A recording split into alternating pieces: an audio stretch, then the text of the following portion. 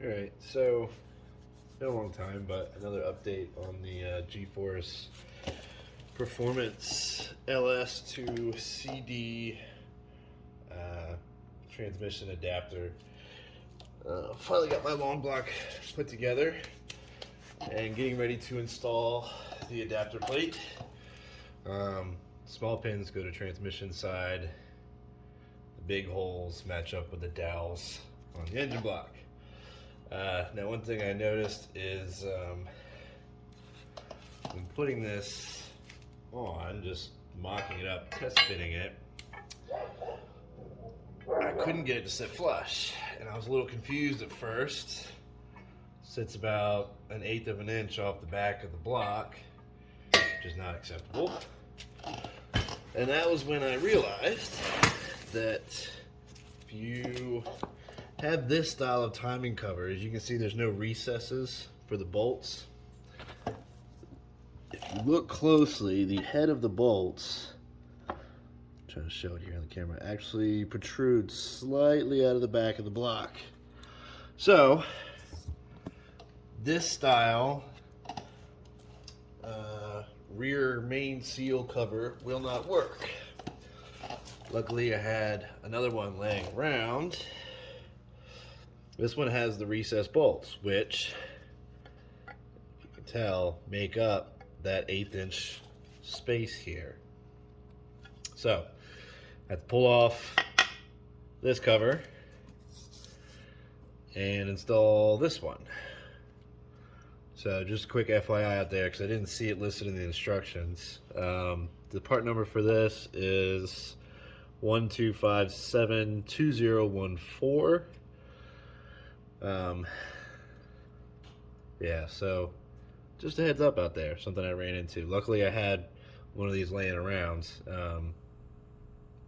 Some other people might not be so lucky. Okay, another thing of note that I did not realize until after I started this was that there are two different bolt lengths. I don't know how you can kind of see that. There's this one that was used to cover without recesses. And then there's the shorter one, used with a cover with recesses. The long ones bottom out before they rest on the flange, so you can't use the long ones. You have to use the short ones. So dig through your bolt bins, focus, find the short ones, find the short ones.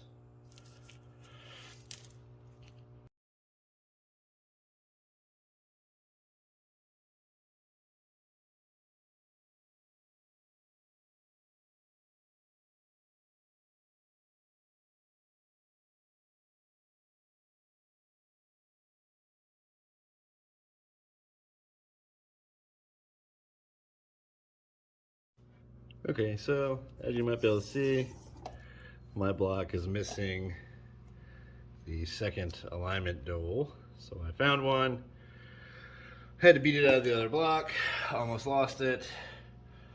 We're good now. And you'll be able to tell pretty easily just by the sound when it's fully set. So there's not a whole lot of risk of putting it on too far. Alright. Now, obviously, you've got your transmission dowels right here. These need to be facing out towards the transmission. And your big holes unthreaded go along the dowels on the motor. So, now, with some persuading, I grab the rubber mallet just so I'm not banging up the plate.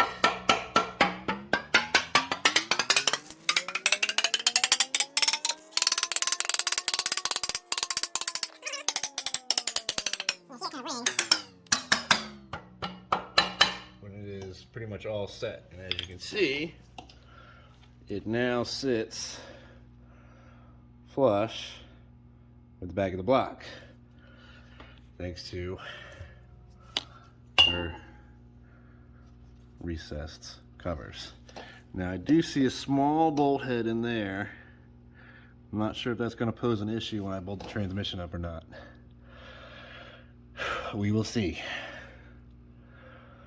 Okay, now you've got a recessed bolt that goes here, regular bolt, regular bolt, regular bolt, regular bolt, and a recessed bolt. So let's get started on that. Alright, so first we have the recessed bolts that came in the kit. They are very short and stubby, and they are a 6mm Allen. I'm doing these first because they don't require any washers, and the conical seat of these, in theory, will help kind of pull the adapter plate kind of to center where it's supposed to be, hopefully.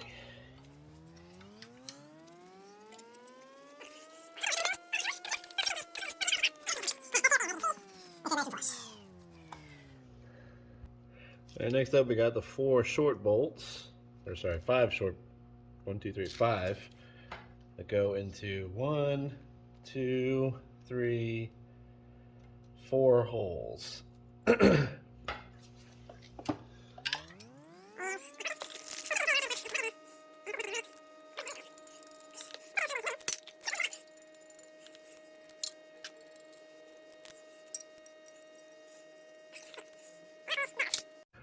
Okay, something else of note that we're going to do next, we'll install the, oh, there it is, the adapter for the Hitachi style mini starter, which is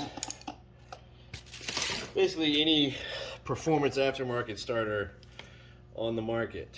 Now most starters will come with either a small block or a big block, there we go, plate, and it'll look something like this, and you know, there's your big starter. Well, you're going to undo the 2 bolts, one here and one here. You're going to take this off, and you'll see your starter gear and a bearing. The bearing is going to slide into the inner recess of this adapter piece. Mine just fits perfectly. You shouldn't need any grease. And then from there, you just line up the holes as they should be. Right? Now I'm going to try and reuse the factory bolts, at least to pull it in.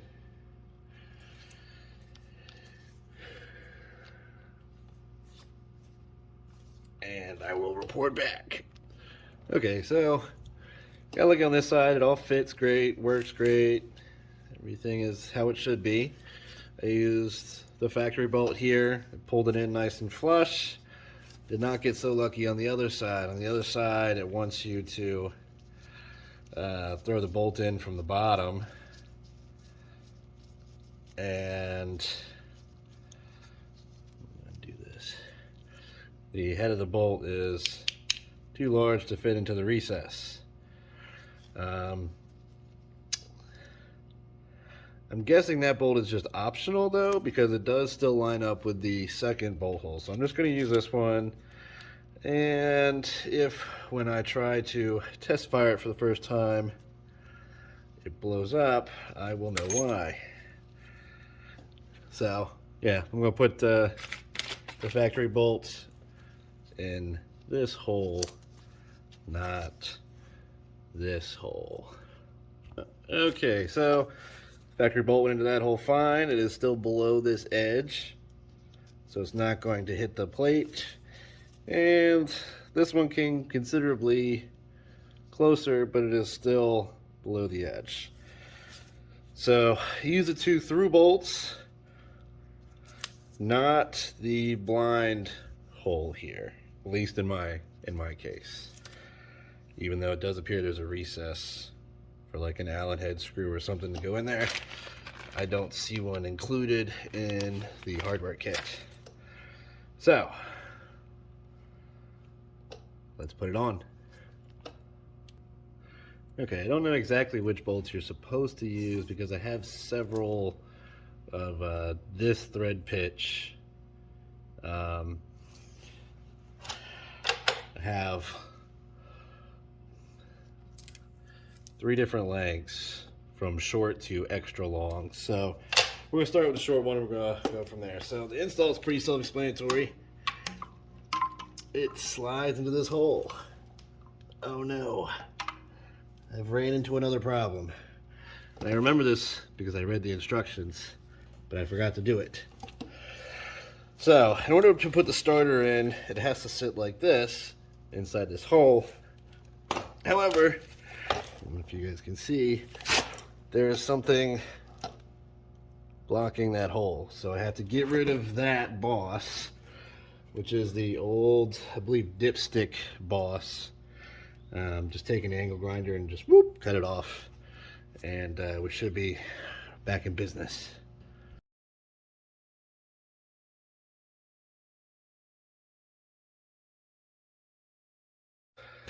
Okay, so that boss has been removed. I tried using a vibratory tool because I thought it was going to be better than using an angle grinder. I don't know, maybe it was just the terrible blades that I had, but it wasn't hard, but my goodness, I think my eardrums are probably bleeding right now. So, now we can start her back up. And, still does not fit. What are we doing wrong here? What are we doing wrong here? Let's see. I think this starter may just be too big. That may be our problem. I'm very confused. Alright.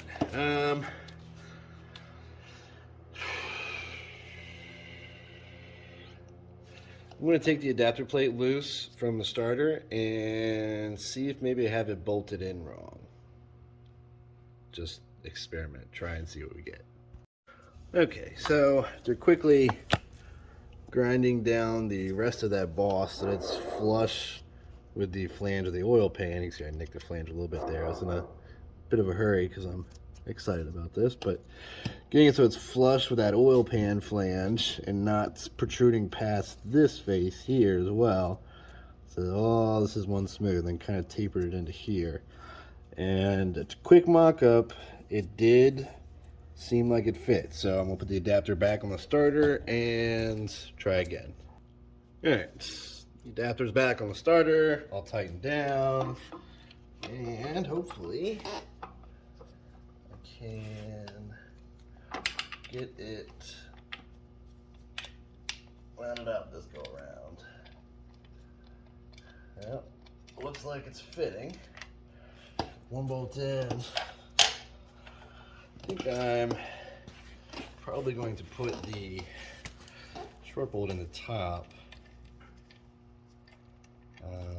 just because that's kind of closer to where the transmission and everything is going to sit.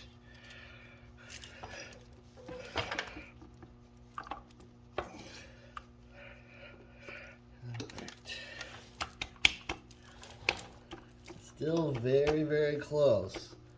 The housing of the starter is ever so slightly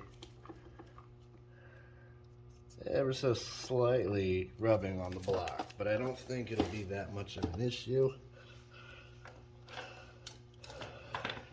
I guess we'll use the medium bolt for the bottom hole. Washer. Washer in. Make sure I'm not going to hit anything back there. And I had a hard copy of the instructions. I cannot seem to find them. So when I get back around to it, if I find the other use for the medium bolt, I will update that.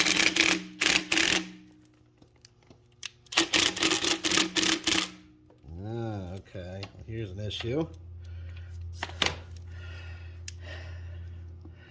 You have to use an extra washer or two. Okay, so I don't know if you guys saw that. But the short bolt that threads into this aluminum block actually hit the starter and was starting to push the starter out. So can't have that. So what I'm going to do is I'm going to stop the video here. I'm going to see if I can find the instruction manual before I mess something up. Yeah. Okay, so I found the instructions online. One thing I noticed I did not do was grind off this rib here. It recommends grinding it off. It's not exactly clear. It just says take the supplied bolts and install the starter.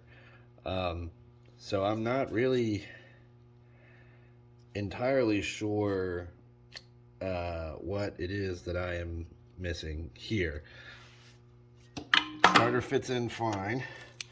Sure, maybe that rib was in the way a little bit, but that does not stop the issue of clearance.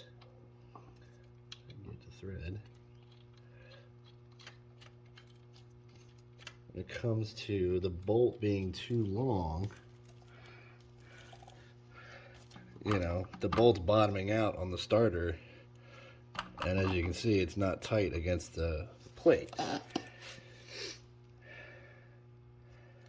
guess I could grind a bit off the bolts, make the bolt a little shorter. I think what I'm going to do is I'm going to install the flywheel first. That way I can check and see where I need the starter gear to end up, so I can make sure that it's okay for me to make this bolt shorter and not space the plate back or forward or wherever it needs to be. So that's what I'm going to do, install the flywheel. And that means removing the old throwout bearing, I believe, and installing the new throwout bearing. However that may work. Yeah. Okay, back at it again. This time, hopefully installing the pilot bushing. Once again, the instructions are mostly text, but it comes with this little pilot bushing with a little brass or copper or something insert. There's a needle bearing inside here. I'm assuming I can just leave it in there because it is larger in diameter than this.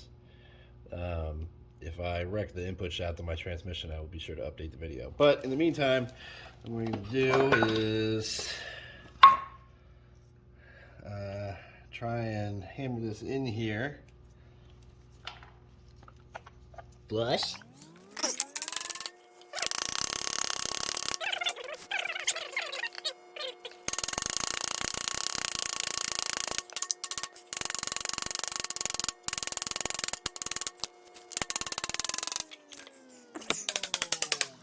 Alright, that's in there.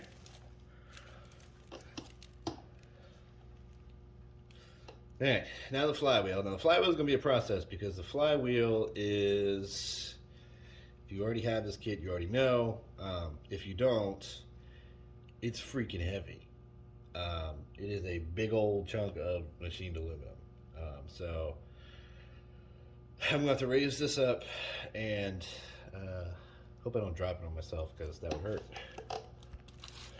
Alright, back with the flywheel. Nice big huge chunk of billet aluminum.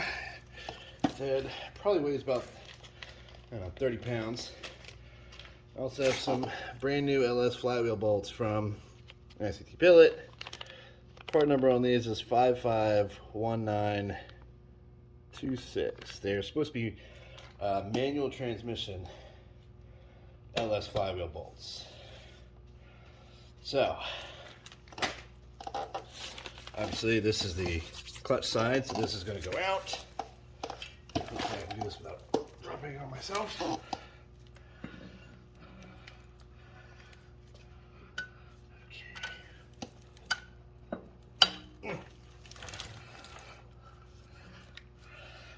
trying to do is get one of the bolts in one of the holes and go from there. That is a snug fit. If you've ever, where'd they go? I lose the brand new bolts I was just talking about.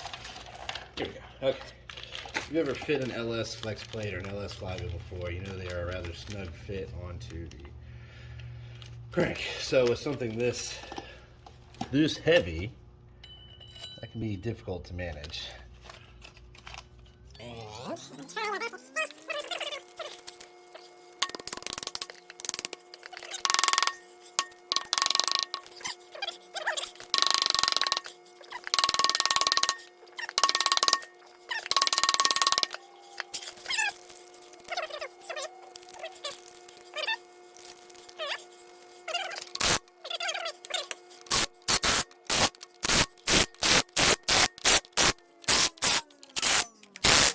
Okay.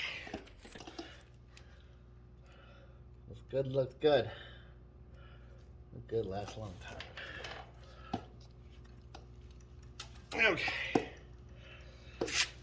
Now, we have that. I can see that our starter was actually hitting the ring gear of the transmission if it's pulley pressed in. So I just need to space it out some, and that might solve the issue of the bolt running into the starter. But I don't have the spacers, so that's a problem for another time.